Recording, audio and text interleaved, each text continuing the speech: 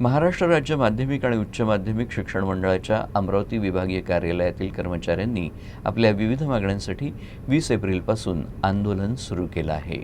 कर्मचारी महासंघटना आणि बहुजन कर्मचारी कल्याण महासंघाच्या संयुक्त कृती समितीच्या नेतृत्वात हे आंदोलन होत आहे।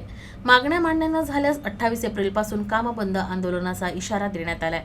कर्मचाऱ्यांनुसार 1993 पासून लागू असलेल्या बढती आणि बदलीच्या निकषांना डावलून प्रशासनानं 2005 मधला शासकीय बदली नियम लागू करण्याचा निर्णय घेतला।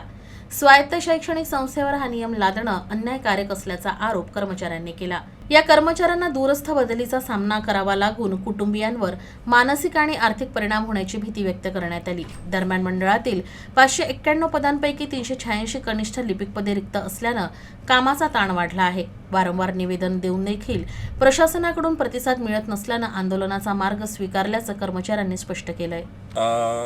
गदा आणून आमच्या ज्या बदल्यांचे निकष आहे हे बदलवून राज्य शासनाच्या निकषाप्रमाणे सदर बदल्या करण्याचं एक घाट घातलेलं आहे आणि त्याच विरुद्ध आमचं हे आंदोलन आम्ही आज या ठिकाणी छेडलेलं आहे की जेणेकरून आमच्या ज्या निकषानुसार आमचे जे निकष ठरलेले होते 1993 पासूनचे ते निकष आजपर्यंत ज्या पद्धतीने आमच्या बदल्या होत होत्या त्या बढती बदल्याचे निकष तसेच पूर्ववत ठेवावे अशी आमची एकमुखी सर्वांची मागणी आहे।